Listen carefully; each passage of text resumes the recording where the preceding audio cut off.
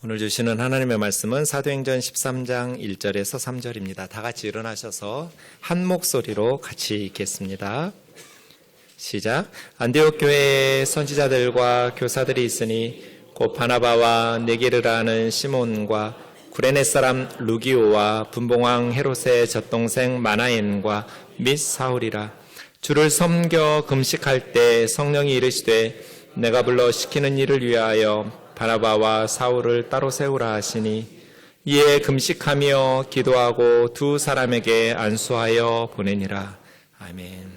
자리에 앉으셔서 기도하겠습니다. 존귀하신 하나님 아버지, 오늘도 주의 진리의 말씀으로 우리를 새롭게 하여 주옵소서. 미련하고 연약한 종을 주님 손에 맡기옵고 예수님의 이름으로 기도하옵나이다. 아멘. 우면동 교회가 어떤 교회가 되기를 원하시나요? 오늘 본문이 교회에 대한 말씀이어서 오늘 설교는 주로 교회에 대해서 함께 말씀을 나누겠지만 이 본문의 질문의 말씀을 가정과 개인에게 동일하게 해보셔도 좋을 것 같습니다. 우리 가정이 어떤 가정이 되었으면 좋겠는가? 또 나는 어떤 삶을 살아가는 그리스도인으로 살아가면 좋을까? 여러분, 우리 우면동 교회가 어떤 교회였으면 좋겠어요? 우리가 바라는 건 동일하게 우리 교회가 하나님을 기쁘시게 하는 교회였으면 좋겠다 이지요. 우리 우면동 교회가 하나님을 기쁘시게 하는 교회가 되기를 원합니다. 하나님을 기쁘시게 하는 교회, 이것을 잠언 25장 13절 읽어보겠습니다. 같이요. 시작. 송송된 사자는 그를 보낸 이에게 추수하는 날에 얼음 냉수 같아서 능히 그 주인의 마음을 시원하게 하느니라. 하나님을 기쁘시게 하는 교회, 저는 가끔 저 말씀 가지고 우리 교회 기도하거든요. 하나님, 우리 우면동 교회가 하나님에게 추수날의 얼음 냉수 같이 하나님의 마음을 시원하게 해드리는 교회 되게 해주세요. 하나님 기쁘시게 하는 교회, 추수날의 얼음 냉수 같은 교회, 하나님의 마음을 시원케 해드리는 교회. 그런 교회, 디모데후서 2장 20절 21절 말씀처럼 큰 집에는 금그릇도 있고 은그릇도 있고 나무그릇도 있고 질그릇도 있지만 귀하게 쓰이는 그릇도 있고 천하게 쓰이는 그릇도 있어요. 근데 하나님의 집에는 중요한 것은 금그릇이냐 은그릇이냐 나무그릇이냐 질그릇이냐 보다는 깨끗한 그릇이냐 더러운 그릇이냐예요. 이것들로부터 자기를 깨끗하게 한다는 이런 것들은 더러운 것들이겠죠. 죄와 악에 물들지 않고 자신을 거룩하게 깨끗하게. 그럼 하나님께서 어떻게 하세요? 귀하게 써주세요. 금그릇만 쓰시지 않아요. 나무그릇 질그릇도 하나님은 깨끗한 그릇, 하나님께서 귀하게 쓰시는 그릇, 거룩한 그릇, 하나님께서 쓸모있게 여기셔서 모든 선한 일에 사용해 주시는 그릇. 우리 우면동 교회가 이런 교회 됐으면 좋겠어요.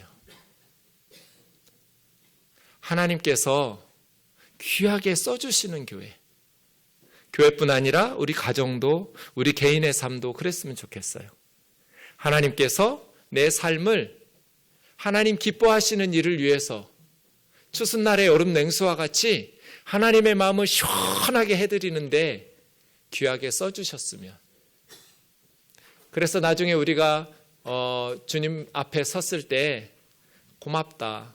너 때문에 정말 행복했다. 너는 추수날의 얼음 냉수 같았다. 내가 너 때문에 참 기뻤다. 그렇게 주님을 기쁘시게 해야 하는 삶을 살았다고 칭찬받는 삶이 되기를 주의 이름으로 축원합니다. 안디옥 교회.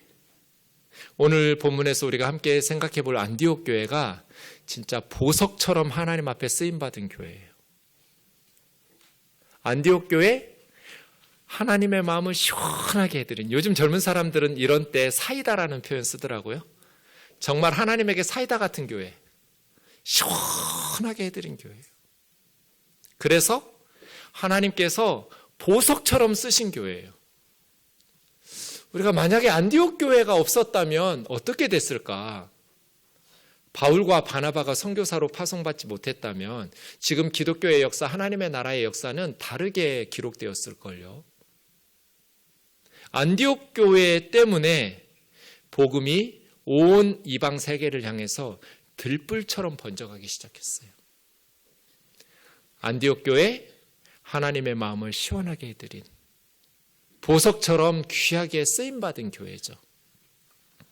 안디옥이라는 도시가 지금은 시리아 바로 위에 있는 튀르키예의 작은 소도시예요. 주로 농업을 주로 하고 있는 작은 농촌 도시인데요. 신약 성경이 쓰여지던 시대에는 로마 제국 3대 도시예요. 알렉산더 대왕이 죽은 후에 헬라 제국이 여러 개로 분할되는데 그중에 시리아를 셀류커스 1세라는 부하가 통치해요. 이 셀류커스 1세는 안디옥을 셀류커스 제국의 수도로 삼아서 지중해 동쪽 동방에서는 로마와 알렉산드리아에 있어서 가장 크고 중요한 정치, 경제, 문화의 중심지라고 할 수 있어요. 지금은 아주 작은 소도시이지만 신약 성경이 쓰여지던 그 시대에는 굉장히 크고 국제적인 도시가 바로 지금 안타키아라고 하는 안디옥입니다. 이 안디옥 교회에 대한 이야기가 11장 19절부터 나옵니다. 그때 스데반의 일로 일어난 환란, 스데반 집사님의 순교로 인해서 예루살렘 교회에 엄청난 박해가 시작됩니다. 교회 박해가 시작되니까 성도들이 흩어지기 시작했는데 베니게라는 것은 페니키아여서 두로와 시돈, 지금 레바논을 베니게라고 합니다.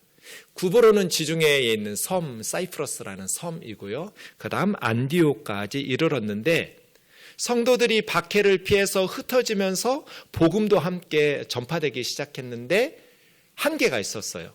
흩어진 성도들이 유대인들에게만 말씀을 전했어요. 그런데 새로운 전환점이 20절에서 시작됩니다.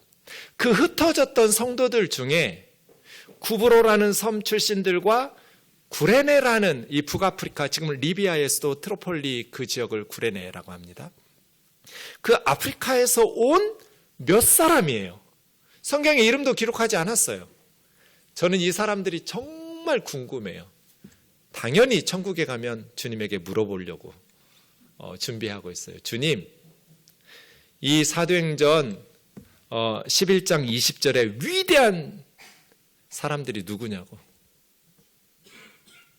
그냥 몇 사람이라고 그랬어요. 구레네와 구브로에서 온 몇 사람이 헬라 사람들에게도 주 예수를 전하기 시작했어요. 이방인들에게 복음 전한 거예요. 흩어진 성도들이 유대인들에게만 복음을 전하고 있었을 그때 구브로와 구레네에서 온 몇 사람의 성도들이 헬라 사람들에게도 주 예수의 복음을 전하기 시작한 거예요. 그랬더니 주님께서 얼마나 행복했는지 주의 손이 그 전도자들과 함께 하심에 수많은 사람들이 믿고 주 예수께 돌아왔다. 하나님의 마음이 얼마나 흐뭇했을까요? 아직도 고넬료 사건이 있었음에도 불구하고 예루살렘 교회를 발칵 뒤집어 엎으면서 시몬 베드로를 통해서 고넬료의 집에서 있었던 사건들이 알려졌음에도 불구하고 박해를 피해서 흩어졌던 그리스도인들은 유대인들에게만 복음을 전했어요. 그런데 몇 사람이에요? 몇 사람. 성경의 이름도 밝히지 않은 몇 사람이 안디옥에서 이방인들에게 복음을 전하기 시작하자 주님의 능력이 그들과 함께 하셔서 수많은 사람들이 예수님을 믿고 돌아오기 시작한 거예요. 역사는 하나님의 뜻을 바르게 깨달은 몇 사람에 의해서 변해요. 하나님의 뜻을 바르게 깨달은 몇 사람이 인류의 역사를 변화시켜요. 이 사람들이에요. 그래서 안디옥 교회가 부흥하기 시작한 거예요. 그랬더니 예루살렘 교회에서 이 안디옥 교회의 소문을 듣고 바나바를 안디옥 교회로 파송합니다. 바나바가 가서 보니까 하나님의 은혜가 너무 놀라워요. 이 안디옥 교회에 베푸신 하나님의 은혜를 바나바가 기뻐하면서 굳건한 마음으로 주님과 함께 머물러 있으라고 권면하면서 가르치는데 24절에서 바나바가 어떤 사람이었는지를 설명해 줘요. 바나바는 착한 사람이었고 성령과 믿음이 충만한 사람이었어요. 착한 사람이라는 말은 성품이 좋았다는 뜻이고 성령과 믿음이 충만했다는 것은 영성이 깊었다는 거예요. 그리스도인들에게 이 두 가지 자질이 필요해요. 성품과 영성. 우리끼리 얘기니까 안 믿는 세상 사람들 들을까 좀 무섭지만 우리 믿는 사람들끼리 얘기니까 여러분, 영성이 깊은 사람들이 성품이 좋던가요? 조금 까탈스럽던가요? 성령과 믿음이 충만한 사람들, 거룩한 사람들이 그냥 친절하고 이렇게 성품이 좋아서 따뜻해서 다가가기가 편해요? 아니면 좀 부담스러워요? 왜 영성 깊은 사람들, 거룩한 사람들은 근엄하고 잘 웃지도 않고 말 걸기도 부담스러울까요? 근엄하고 잘 웃지도 않고 말 걸기도 부담스러운 건 거룩한 게 아니라 우중충한 거죠. 왜 교회에서 영성 깊은 사람은 그렇게 폼을 잡고 목에 힘을 주는지 모르겠어요. 착한 사람이라는 게 뭐예요? 친절한 사람이에요. 성품이 좋은 사람. 많은 사람들이 다가가고 싶은 사람, 가까이 하고 싶은 사람, 말 걸고 싶은 사람. 우리 우면동 교우들은 바나바처럼 착한 성품에 성령과 믿음도 충만한 영성 있는 그리스도인들 되기를 주의 이름으로 축원합니다. 그렇게 리더가 딱 안디옥 교회 가니까 그 다음 어떻게 됐어요? 큰 무리가 죽게 더하더라. 그렇지 않아도 지금 헬라인들에게 복음이 전파되고 이방인들에게 복음이 장벽 하나 무너진 거거든요. 하나님께서 그렇게 베드로를 통해서 고넬료스 집을 통해서 무너뜨리려고 애썼는데 잘 무너지지 않던 유대인들에게만 여전히 말씀을 전하던 그들에게 이제 안디옥 교회에서 구브로와 구레네에서 온 몇 사람이 그 장벽을 허물었거든요. 그랬더니 주의 손이 함께 하셔서 수많은 사람이 믿고 주께로 돌아왔는데 바나바라는 사람이 그들의 리더가 되니까 더 많은 사람들이 주께 더해진 거예요. 안디옥 교회예요. 지금 안디옥 교회에서 복음이 들불처럼 번져가고 있어요. 그때 바나바가 또 하나 탁월한 선택을 하게 됩니다. 그게 25절이에요. 길리기아 다소에 있는 사도 바울의 고향에 있었던 누구도 바울을 데려다가 같이 동역하자고 한 사람이 없어요. 이 시골에서 바울은 거의 10년간 복음 전하고 있었어요. 바울의 과거 전력 때문에 그런지 선뜻 사도들 중에 누구도 바울과 함께 동역하라는 사람이 없을 때 이 안디옥 교회에서 사역하고 있었던 바나바가 직접 길리기아 다소까지 가가지고 사울을 안디옥으로 데려와서 같이 사역하자고. 그래서 동역이 시작됩니다. 1년 동안 두 사람이 안디옥 교회에서 열심히 큰 무리들을 말씀으로 양육합니다. 그때 비로소 안디옥 교회에서 그리스도인, 크리스티아티노스라는 단어로 성도들이 불려지기 시작합니다. 사이다예요, 사이다. 유대인도 없고 헬라인도 없어요. 그리스도인. 로마 시민권자도 없고 자유인도 없어요. 그냥 교회 다니는 사람들 그리스도인 하고 부르기 시작한 거예요. 이것이 바나바와 사도 바울의 말씀 사역의 결과였어요. 믿지 않는 세상 사람들이 교회 다니는 사람들의 삶을 보고 저 사람은 그리스도인이라고 부르기 시작했어요. 예수 그리스도의 사람들, 예수 믿는 사람이죠. 갈라디아서 3장 27절 28절 그리스도 예수 안에서는 유대인도 없고 헬라인도 없어요. 종도 없고 자유인도 없어요. 남자도 없고 여자도 없어요. 다 하나예요. 골로새 3장 11절 헬라인도 유대인도 할례 받았든지 무할례로 할례 받지 않았든지 야만이든지 수군이 야디이든지 종이든지 자유인이든지 그리스도 예수 안에서는 차별이 있을 수 없어요. 하나예요. 그리스도인. 그리스도인이에요. 로마 제국에 이런 공동체가 없어요. 하나님의 마음이 추수날 얼음 냉수를 마신 것처럼 시원하셨을 거예요. 그동안 오랫동안 하나님 마음에 무거운 돌이 얹혀 있는 것처럼, 체한 것처럼 답답하셨을 텐데 안디옥 교회를 보면서 하나님은 시원하셨을 것 같아요. 말씀 사역을 통해서 놀라운 열매들이 맺혀지기 시작하고 성도들의 삶이 변하기 시작해요. 그리스도인. 그리고 오늘 본문 13장이, 오늘 본문에 보면 이 안디옥 교회가 세 가지 특징이 있었다는 것을 알 수 있습니다. 1절에 보시면 우선 다양한 리더들이 섬기고 있었어요. 5사람의 이름이 나오는데 출신 지역과 배경이 다 달라요. 우선 바라바라는 사람이 있죠. 그 다음에 니게르라는 단어는 검다라는 뜻이에요. 아프리카 출신 같아요. 니게르라고 하는 시므온이라는 사람이 있었어요. 많은 성경학자들이 이 니게르라고 불렸던 시므온을 예수님의 십자가를 대신 지고 골고다에 올랐던 구레네 시몬으로 봅니다. 북아프리카 출신의 시몬. 모르겠어요. 구레네 시몬인지 아닌지는. 그 다음 세 번째 사람은 구레네 사람 루기오. 우리가 좀 전에 구브로와 구레네에서 온 몇 사람이 헬라 사람들에게도 주 예수를 전하기 시작했다고 했는데 그 중에 하나가 루기오였을 것 같아요. 구레네 출신 루기오.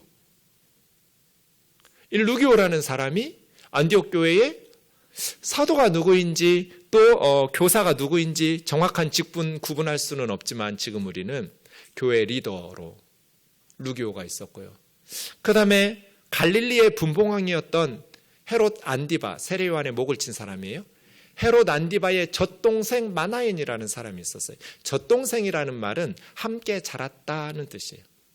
그러니까 젖동생 하면 같이 젖 먹고 자랐는데 그런 뜻은 아니고요. 원어로 보면 함께 자라나고 양육받은, 그러니까 어려서부터 왕과 함께 교육받았던 마나엔, 귀족 출신이거나 왕족 출신이겠죠.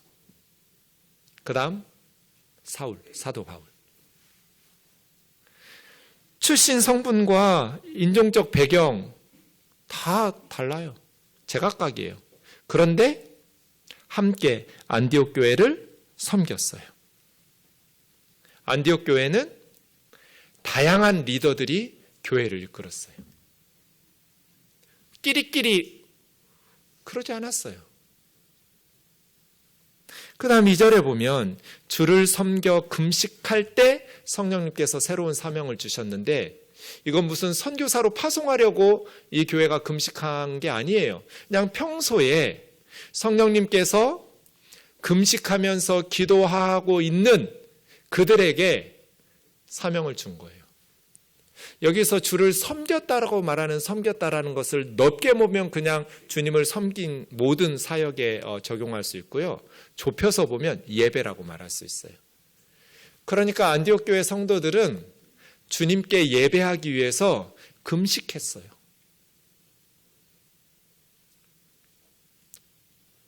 취미생활 하듯이 신앙생활 하지 않았다는 거예요. 그냥 주일에 교회만 왔다 갔다 하지 않았다는 뜻이에요. 금식하면서 주님을 섬긴 교회에 평소에 그렇게 예배하기 위해서 주님을 섬기기 위해서 금식하던 사람에게 하나님께서 그 공동체에 최초의 선교사들을 파송하는 새로운 사명을 주시고 맡기는 거죠. 하나님께서 누구 쓰시겠어요? 어떤 교회 쓰시겠어요? 지금도 하나님은 주님을 위해서 혼신의 힘을 다해서 섬기는 사람들에게 새로운 하나님 나라의 사명을 주셔서 일꾼으로 부르시겠죠. 적당히 신앙생활하면서 게으른 성도들에게 무슨 사명을 주시겠어요? 한 형제가 아침마다 금식한다고 그래서 금식 왜 하냐고 그랬더니 주일학교 교사인데 아이 하나가 교회를 안 나와서 금식하고 있대요. 그래서 제가 너무 감동받았어요. 하나님께서 자기 반에 맡겨주신 주일학교 학생을 위해서 아침마다 금식하고 있는 거예요. 그 아이를 위해서. 적당히 하나님을 섬기지 않는 거죠. 하나님께서 맡겨주신 직분을 위해서 금식하면서 주님을 섬겼던 교회예요. 그런 교회에 하나님께서 사명을 주신 거죠. 성령님께서 내가 불러 시키는 일을 위하여 바나바와 사울을 따로 세우라. 그랬더니 3절에 그들이 금식하며 기도하고 두 사람에게 안수하여 파송했어요. 안디옥 교회도 절대적으로 필요한 사람들이에요. 바나바와 사울, 자기 교회에도 너무너무 필요한 그러한 리더들인데, 안디옥 교회는 성령님께서 말씀하실 때 걱정하지도 않았고 회의하여서 이 문제를 논의하지도 않았어요. 금식하면서 기도하고 안수해서 파송했어요. 그러니까 2절에서는 예배하기 위해서 금식했고요. 3절에서는 선교사 파송하기 위해서 금식했어요. 기도하기 위해서 금식했어요. 영적인 전투는 기도와 금식 외에는 승리할 수 없어요. 주님이 말씀하신 거잖아요. 기도와 금식 외에는 이런 유가 나갈 수 없다고. 사탄이 나갈 수 없다. 사탄의 나라가 무너질 수 없다. 우리가 어떤 영혼을 건져내든지 어떤 하나님의 사역을 이루든지 금식과 기도 외에 사역을 성공적으로 완수할 수가 없어요. 안디옥 교회 예배하기 위해서 금식하면서 예배하고 주님을 섬기기 위해서 금식하면서 섬기다가 선교사로 파송하라고 하니까 온 교회가 금식하면서 기도하고 안수하고 바나바와 사울을 파송했어요. 그래서 4절에 보니까 두 사람이 성령의 보내심을 따라 구브로라는 섬으로 바나바의 고향으로 1차 선교 여행을 출발하죠. 선교사는 교회나 개인이 파송하는 것이 아니라 성령이 보내시죠. 사랑하는 자매 형제 여러분, 고인 물만 썩는 거 아니에요. 교회도 흘려보내지 않으면 썩어요. 저는 가난한 교회가 싸우는 걸 본 적이 없어요. 교회가 왜 싸울까요? 돈이 있으니까 싸우는 거예요. 가정도 마찬가지예요. 쌓아두기만 하면 썩어요. 안디옥 교회처럼 보내니라 금식하며 기도하고 주님이 쓰시는 일을 위해서 너무나 아깝고 소중한 귀한 것들을 하나님의 나라의 일꾼으로 흘려보내는 거죠. 제가 청년부 사역할 때 청년들에게 반드시 11조 해라 그렇게 가르쳤어요. 안 해도 되는데 해라. 너희를 위해서. 꼭 교회다가 안 해도 되니까 10분의 1은 반드시 하나님이 기뻐하시는 너를 위해서 쓰지 않고 다른 사람을 위해서 흘려보내라. 그래야 네 삶이 썩지 않는다. 처음 수입이 생길 때부터 흘려보내는 법을 배워야 된다. 아깝지만 소중한 재물을 흘려보내야 너의 삶이 값지게 된다. 고인물은 썩는다. 신앙도 그렇고 교회도 그래요. 주의 복음을 위해서 흘려보내야 돼요. 그래야 하나님께서 채우시고, 그래야 우리 스스로 알아요. 흘려보내지 않고 쌓아두고 나를 위해서만 쓰면 우리 스스로 내 인생이 싸구려라고 알아요. 하고 다니는 것이 명품이 아니라 우리가 삶이 명품이어야 하잖아요. 그리스도인인데. 안디옥 교회 성령의 보내심을 받아 바나바와 바울을 파송하면서 새로운 하나님 나라의 역사를 바꿔놨어요. 이 안디옥 교회를 보시면서 하나님께서 얼마나 속이 후련했을까요? 정말 기뻐하셨을 것 같아요. 오늘 본문 말씀에 우면동 교회를 비추어 보면 어떨까요? 우리 교회에는 다양한 리더들이 있는가? 탈북민들이 잔인한 북한의 통치에서 살기 위해서 압록강 두만강을 건너서 중국으로 오면 선교사들을 만나요. 거의 대부분 크리스찬이 돼요. 부푼 꿈을 안고 기대를 안고 남한에 와서 교회를 나가는데 상처를 받고 교회에서 떠나요. 저는 우리 장로님들, 운영위원들 볼 때마다 너무 감사해요. 우면동교회는 나만 잘하면 되는 교회다. 늘 그렇게 생각해요. 담임 목사만 잘하면 되는 교회예요. 너무나 좋은 분들이에요, 리더들이. 근데 하나님 앞에 말씀을 준비하면서 부끄러웠어요. 왜 우리 교회는 탈북민 장로가 하나도 없을까? 왜 우리 교회는 다문화 가정의 자매들이 운영위원회에 하나도 없을까?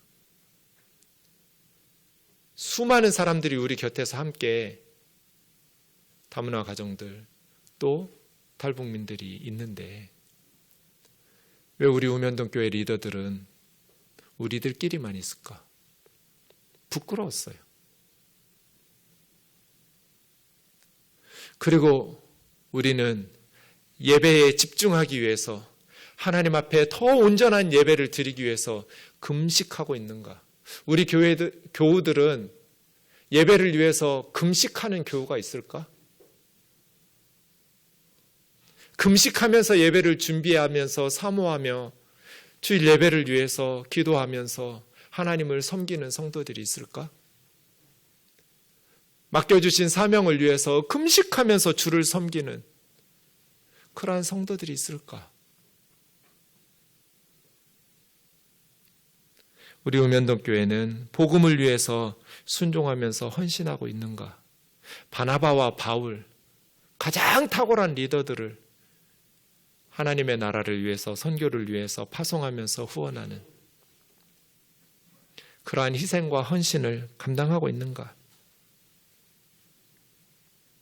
어느 목사님이 자기 교회 집사님이 반려견 수술을 하는데 1,200만 원을 들었다고 하더라고요. 보험이 안 되니까. 그래서 제가 설교 시간에 말한다고 그랬더니 목사님 하지 말래요. 우면동 교회에 반려견 키우는 사람들 많을 텐데 싫어한다고. 싫어해도 나는 할 거라고. 1,200만 원을 들여서 수술하는 거 귀한 일이죠. 생명이 소중하니까 하나님이 만드신 피조물들을 살리는 거 필요해요.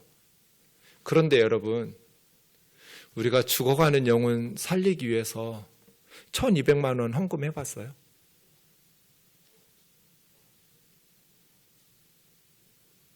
사랑하는 반려견을 위해서 수십만 원짜리 미용시키고 그렇게 한다는데 정말 죽어가는 영혼을 위해서는 우리 어떻게 살고 있어요? 그렇게 살아도 괜찮아요?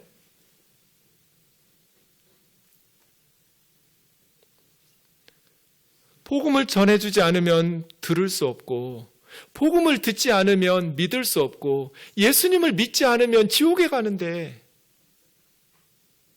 우리는 말로는 죽어가는 영혼을 살려야 된다고, 복음을 전해야 된다고 말하지만, 교회들마다 다 좋은 예배당 짓고, 비싼 악기 사다 놓고, 좋은 거 먹을 거 다 먹고 입을 거 다 입고 선교 좀 하라 그러면 돈 없다 그러고 다른 데 쓰느라고 돈이 없어요. 이렇게 계속 신앙생활 해도 괜찮냐고요.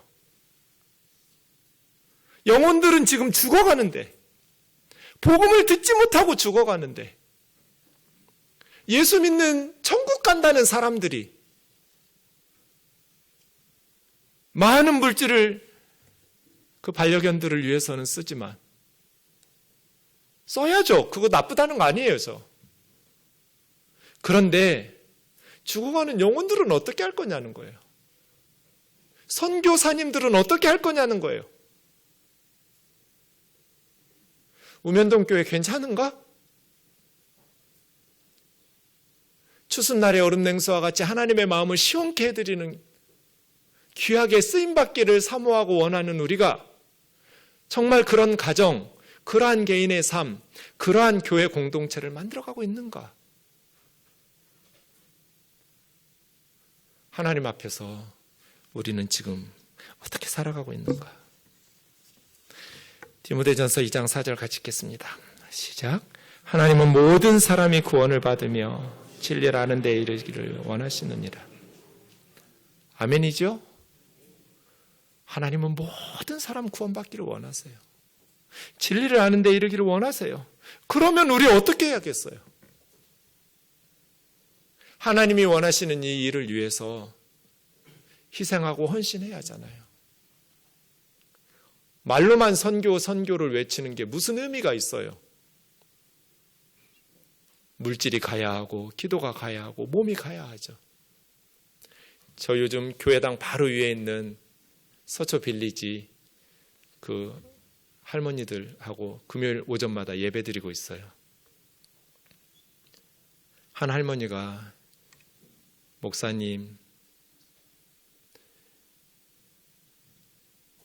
저는 치매가 걸려서 정신이 오락가락해요.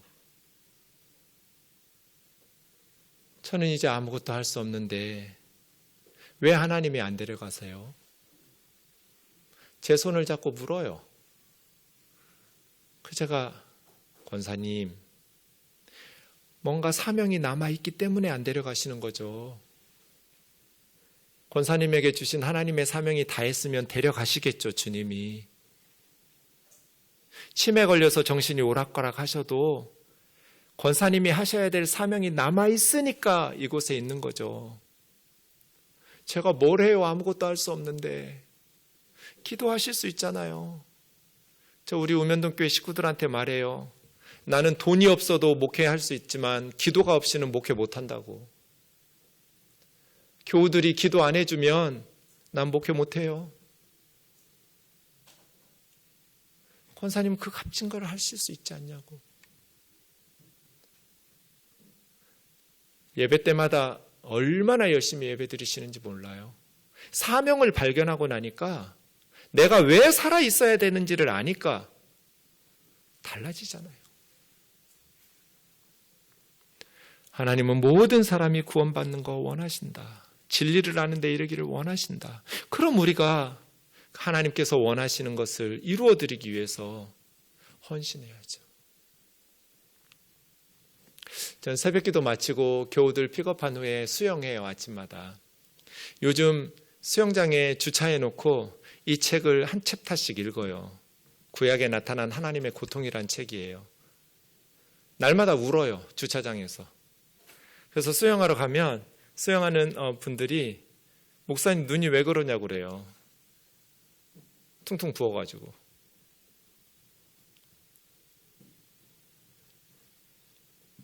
프레타임이라는 탁월한 구약 성경학자가 하나님의 고통이라는 주제를 가지고 구약 성경을 다시 써놨어요.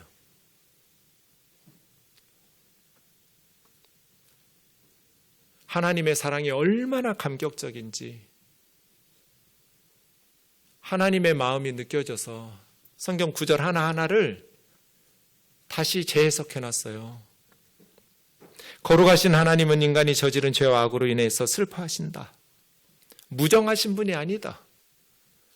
그들의 죄를 용서하기 위해서 자기 자신까지 십자가에 내어주신 하나님이 구약의 하나님이다. 무정하신 하나님이 아니다. 하나님은 사람들이 자신을 받아들이지 않기 때문에 고통을 받으신다. 그리고 하나님은 죄 짓는 사람들과 관계를 포기하는 것을 선택하지 않으시고 끝까지 인내하고 오래 참으시면서 구원의 목표를 온전히 이루어 가신다. 그래서 하나님 스스로 고통받기로 작정하셨다. 인간들을 창조하실 때. 하나님께서 왜 고통받으실까요? 우리가 좋은 대학 못 가서 고통받으시고 슬퍼하실까요? 좋은 집에 살지 못해서 하나님 슬퍼하시면서 고통받으실까요? 그렇지 않을 것 같아요.